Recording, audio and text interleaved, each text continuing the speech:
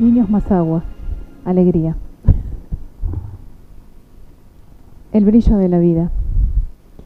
Así la titulé. Debo confesar, humildemente, que yo la preparé para mí, no para ninguno de ustedes. Y soy la primera beneficiada. Qué bueno que lo quieran compartir conmigo. Para comenzar, tomo a Juana de Ángelis.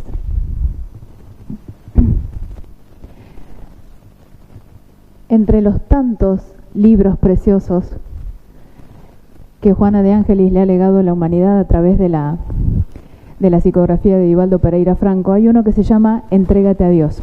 Precioso libro, precioso, precioso, precioso. Y justamente ahí habla en alguno de sus capítulos de la alegría. Y yo tomé este párrafo y me gustaría compartirlo con ustedes acá. La alegría es tesoro de la vida, que debe ser buscada y vivenciada en razón de las bendiciones que proporciona. Debe ser buscada y vivenciada. La subrayé yo. Juana de Ángelis no los regaló subrayado, pero para mí viene subrayado. La alegría debe ser buscada. Y claro, si nosotros pensamos cada uno en nuestro peregrinar, en nuestro día a día, en nuestras horas, en nuestro tránsito por esta vida, bueno, nuestro estadio emocional no va a ser una línea así horizontal, perfecta y absolutamente equilibrada, sino que más bien habrá mesetas, altos y bajos emocionales, que son perfectamente normales, lógicos, siempre dentro de patrones de equilibrio, ¿sí? Dice Juana, siempre atención a estos patrones de equilibrio. Y se toma tanto en este libro, Entrégate a Dios, como en otro también muy bonito, Jesús y la actualidad, como un punto y aparte para hablar con énfasis, muy enfática, con la tristeza. Porque dice que cuando nosotros advirtamos que las horas amargas se extienden o que la tristeza invade nuestro ser, tenemos el deber moral de trabajar en contra de la tristeza o a favor de la alegría. Tenemos el deber moral. Ninguna complacencia con la tristeza, ningún justificativo engañoso que nos permita que se instale en nosotros la tristeza. Acción. Es un llamado a la acción, es buscar ayuda, es pedir ayuda, es hacer algo en favor de la alegría. Y acá donde dice buscada, me acordé de algunas cosas que voy a compartir. Claro que tenemos que buscar la alegría, por esto mismo que tenemos que decir, hay seres que viven alegres todo el tiempo, con la sonrisa dibujada, no caminan sino saltan, fluyen por el aire, tienen un montón de energía, y hay otros que tenemos que detenernos, ponernos a pensar, valorar lo que tenemos. Les cuento que hace unos años en mi trabajo, yo tenía un compañero de trabajo que Dios lo puso ahí para mí, esa es la verdad. Un ser que la vida le había mostrado que podía ser muy resiliente a través de pruebas complejas, difíciles. Y se había agarrado tan fuertemente de la mano del buen humor y de la capacidad de reírse de sí mismo, que para nosotros era de verdad un ejemplo. Era aquel compañero que era el primero en armar el mate, dar la vuelta, preguntar. Como preguntaba tanto, sabía todo de todos. Era muy conversador. Y por ejemplo conmigo, que cuando me preocupo en algo tengo cara de preocupación, como que no lo puedo esconder, no me doy cuenta. Me decía esto: ¿estás bien? ¿Estás bien? Sí, comentáselo a tu cara.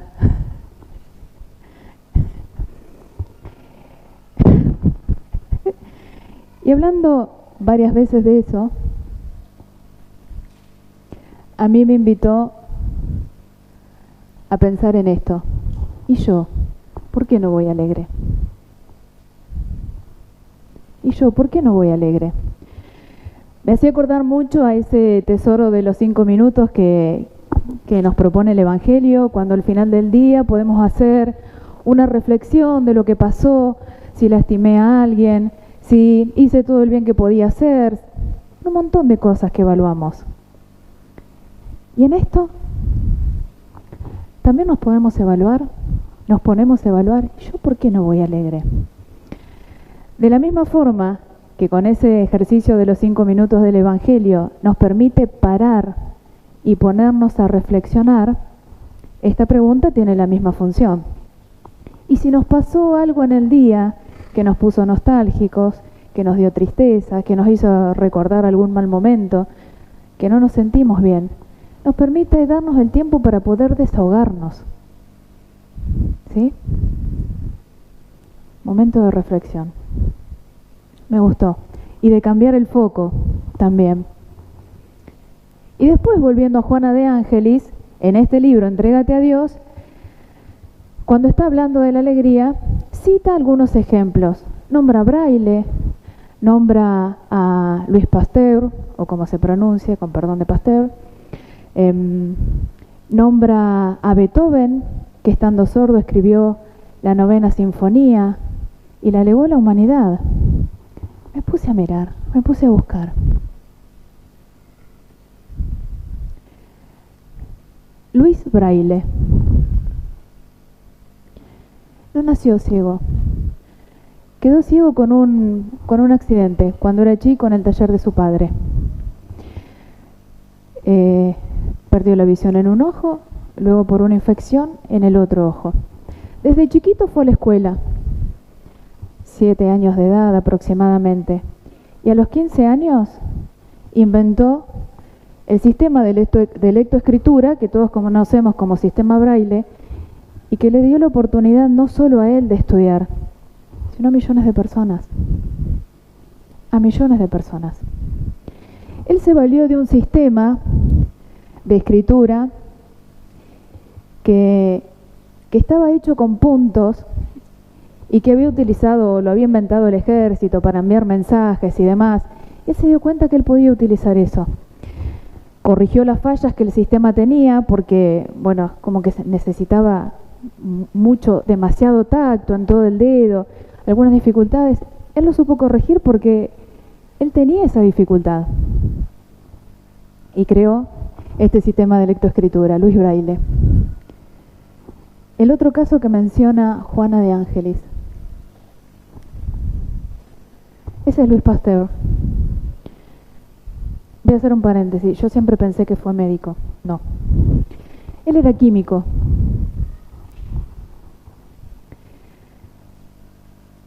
Y era profesor de una universidad donde enseñaba química y sus trabajos estaban relacionados con la química y era un investigador de su área. Pero nosotros lo conocemos por otra cosa.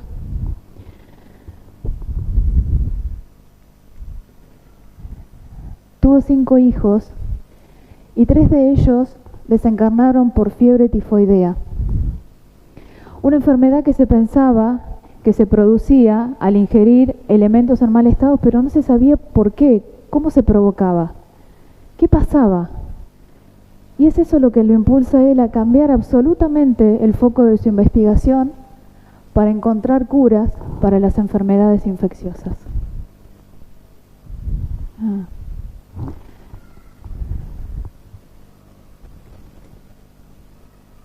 Rosa Parks. En los 50, esta mujer iba sentada en un colectivo, así como esos. En ese momento, los colectivos tenían divisiones. Yo no sabía cómo eran, pero al buscarlas, había los primeros 10 asientos, tenían como una división que decía white people, gente blanca. Los asientos del medio, otros 10, los podía ocupar cualquier persona en orden de llegada, con prioridades. y los últimos 10 asientos no decían nada, evidentemente para gente no blanca. Una tarde, Rosa Parks, con 40 años, volvía de su trabajo y se sentó en los asientos del medio porque los últimos ya estaban completos. En un momento, el conductor del ómnibus advierte que un hombre blanco estaba parado y entonces le dice a Rosa Parks que debe ceder el asiento y ella no contesta. Entonces el chofer vuelve a repetir el pedido al punto de parar el colectivo e ir a enfrentarla y a decirle que le debía ceder el asiento al hombre blanco que estaba parado. Y ella levantó la mirada, lo miró a los ojos y le dijo: no, no. La tengo que llevar a la central de policía. La van a fichar y va a quedar presa. Hágalo. Y fue así que con el ómnibus la llevaron a la central de policía, le hicieron la ficha. Ella permaneció unas horas ahí dentro y para poder salir tuvo que pagar una fianza que venía de los ahorros de su propio trabajo. Esa noche, hablando con un joven pastor del grupo social y político que ambos abrazaban y que después se hizo muy conocido también, ahora les voy a nombrar quién es, pensaron que ya era suficiente. Y entonces invitaron a aquellas personas que tomaban estos micros y que eran la tercera, cuarta parte de quienes pagaban el servicio que podían utilizar como otros querían, que ese día fueran caminando al trabajo. Y entonces al lunes siguiente, después de este hecho, se vieron largas filas de personas caminando y caminando kilómetros para llegar a su trabajo, ida y vuelta. Fue tal la convocatoria que lo hicieron al día siguiente y al día siguiente y al día siguiente. Y lo sostuvieron. Cuando pasó un tiempo, la empresa decidió hacer una rebaja en las tarifas y siguieron caminando. Correr el cartel y dejar más espacio y siguieron caminando. Hasta que un año más tarde la justicia dictaminó que ese hecho había sido un hecho de segregación racial y cambió todo lo que era la división en el transporte público. No más divisiones en el transporte público. Busqué todos esos casos, gracias a Juana de Ángeles. Y en esto de que la alegría debe ser buscada, entiendo parar, la reflexión, cambiar el foco y estos ejemplos edificantes. ¿Qué tienen en común? ¿Qué tienen en común todos ellos? Pudieron superar sus dolores, sus dificultades, sus vicisitudes, haciendo algo grandioso por sí mismos y por los demás. Como si eso hubiese sido la palanca emocional que les permitió poder superarse y encontrar la alegría. Juana también dice que debe ser vivenciada. Vivenciada.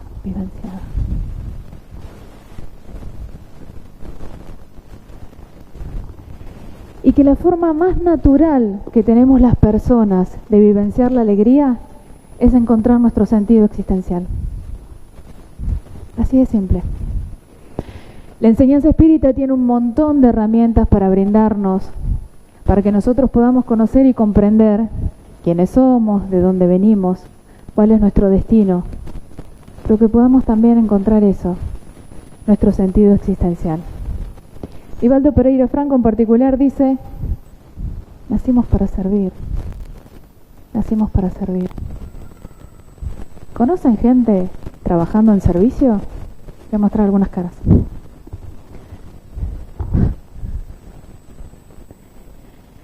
Juana de Ángeles dice que el servicio tiene un dulce encanto. Yo me preguntaba cuál es el dulce encanto. Esta señora está lavando una olla que es de la mitad de su cuerpo y está feliz. ¿Qué dulce encanto tiene el servicio? ¿Qué está entendiendo Katy? Que yo no se lo puedo comunicar a mi cara. Por otro ejemplo. Se les ilumina el rostro, ¿verdad? Se iluminan. Pero es una sonrisa que no es la sonrisa de la foto, es la sonrisa que les nace, que les brota.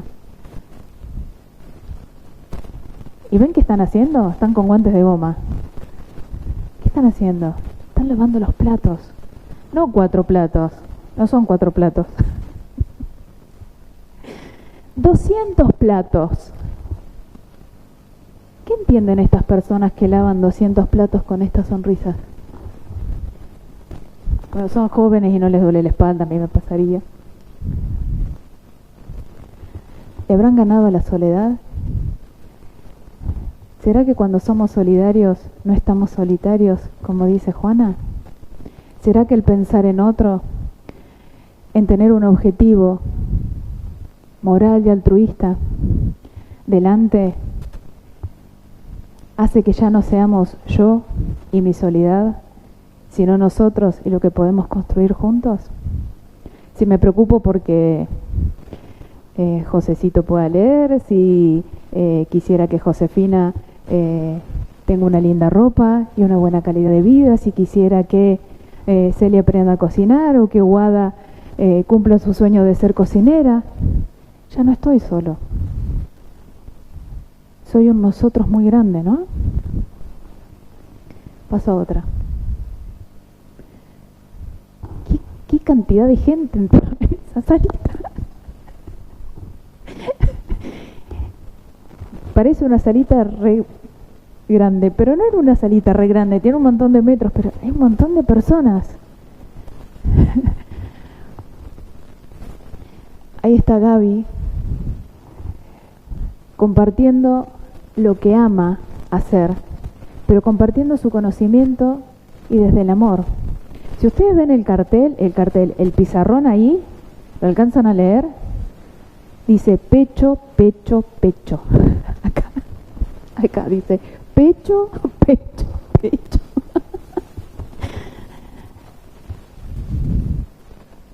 Está iluminando.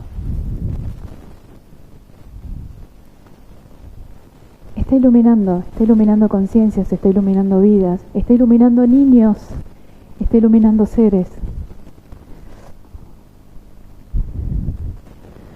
Bueno, acá tenemos unas amiguitas que están aprendiendo a cocinar, que iban a preparar una ensalada que iba a llegar a pedido.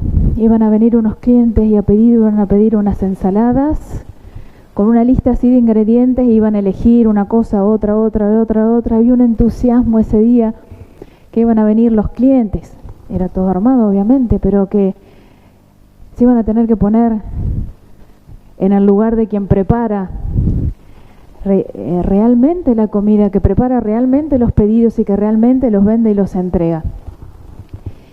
Y ese motor mágico y maravilloso, que es el oficio, que tiene que ver con la autonomía, con el valerme por mí mismo, por hacer algo de valor y llevar algo de valor a mi casa, de tener un trabajo digno, permite que pasen estas cosas también. Que tengamos la necesidad de hacer los registros, los pedidos, las cantidades, que tengamos que sumar cantidades, que tengamos que calcular valores, gastos, ganancias, y se produzca el aprendizaje. A mí el servicio, entre tantas cosas que me regaló la posibilidad de ser testigo de momentos maravillosos. Cuando alguien aprende a leer, yo nunca estuve en la cancha, les digo la verdad, sí he estado desde afuera y escuchando de lejos, pero para mí es como un grito de gol, como si fuese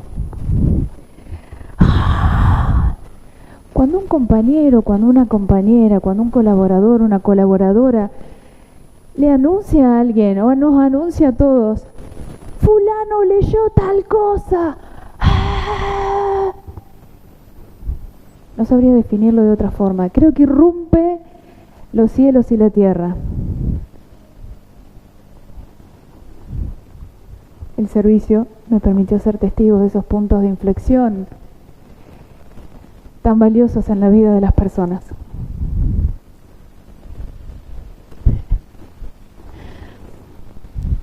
Esta Mayra llegó este fin de semana al 6. Ahí era así. Anita estaba embarazada acá. No. Y se agachaba así como podía para abrazar la Mayra. Nosotros hicimos el comité. Mayra siempre pedía libros para leer. Era re chiquitita, leía a su ritmo. Y pedía libros para leer, y pedía libros para leer, y los llevaba y los... Anita tenía este libro, entonces iba anotando con seriedad los pedidos. Imagínense que no todos los pedidos volvían. Era un cuaderno de préstamos, pero más o menos, eran préstamos así. Bueno. Pero ella pedía y pedía, y pedía y los traía, y pedía y los traía, y pedía y los traía. Y les preguntábamos a ver qué le había parecido, si el personaje, cuál era el personaje que le había gustado más. Los leía. Y un día nos contó que ella tenía el sueño de tener una biblioteca, pero que tenía este espacio que calculaba que le entraban 6 u 8 libros. Y ese día, bueno, a los pocos días, apareció un premio, que era el premio al mejor lector, y que por supuesto fue Mayra, y se ganó todos esos libros para poner en su biblioteca.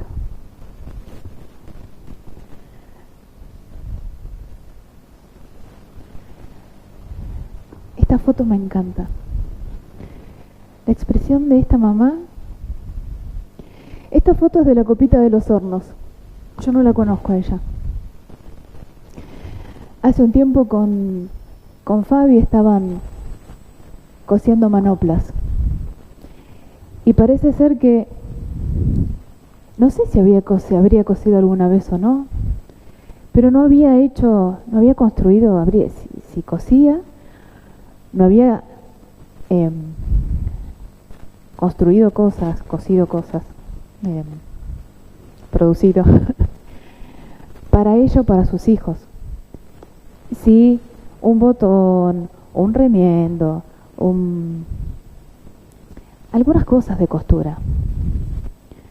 Y esa vez habían tenido la oportunidad de hacer para el frío guantes para ellas y para sus hijos.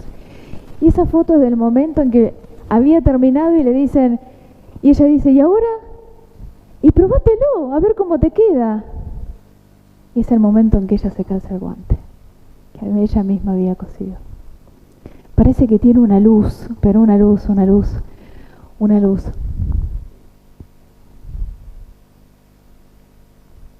Las grandes conquistas del servicio.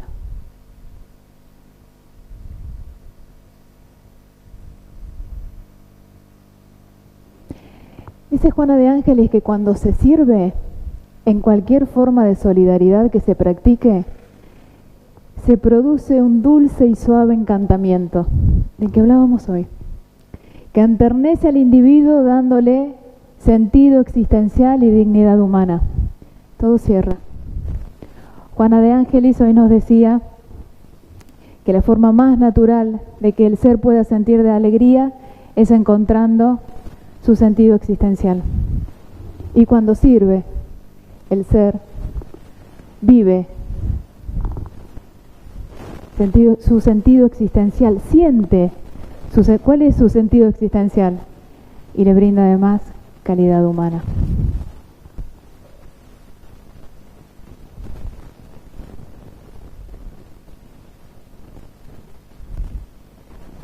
Finalmente dice esta frase: quien no vive para servir, aún no comprendió.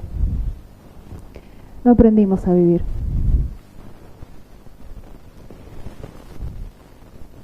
quiero nombrarlo a Pablo. Me parece que es una receta preciosa también, tan simple y tan poderosa. En una carta a los Filipenses dice: haz todo como para Dios y no como para los hombres. Me parece maravilloso.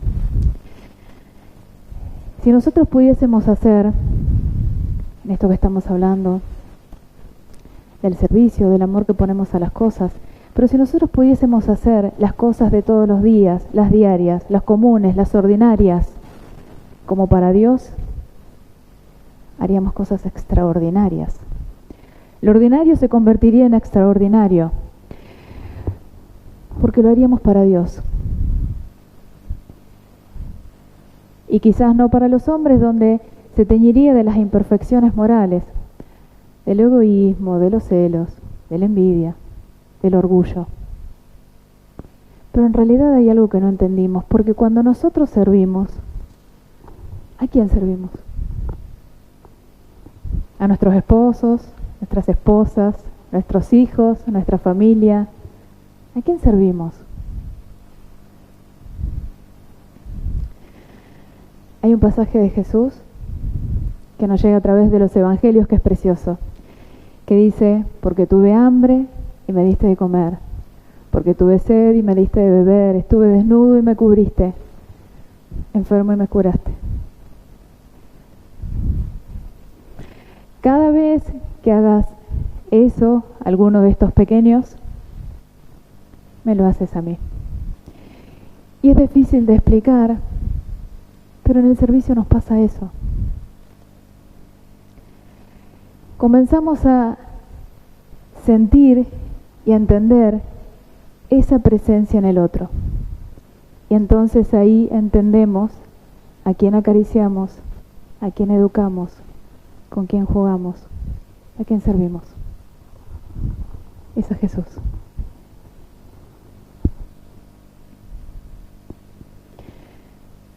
En el Evangelio según el Espiritismo,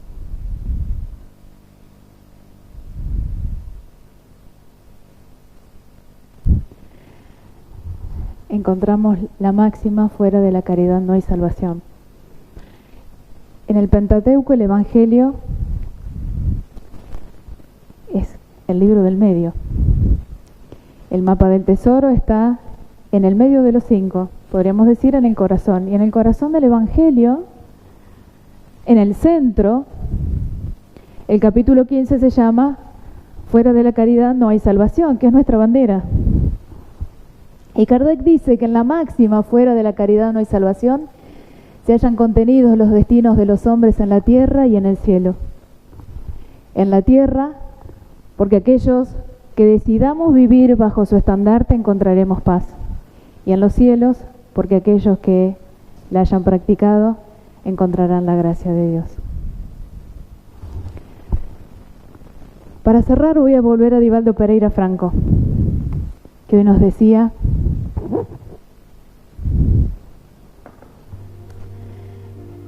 que renacemos para servir. Y esto lo cuenta de esta manera: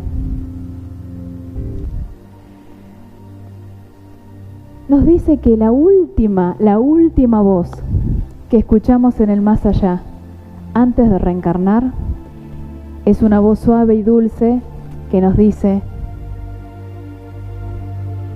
que renacemos con un objetivo: servir. Nunca te canses de servir. Nunca te canses de servir. La humanidad necesita de nosotros. Jesús necesita de nosotros. Estamos llamados a sentir y a vivir el amor, no por las teorías, sino por la aplicación directa de él. Nunca te canses de servir. Y entonces cuenta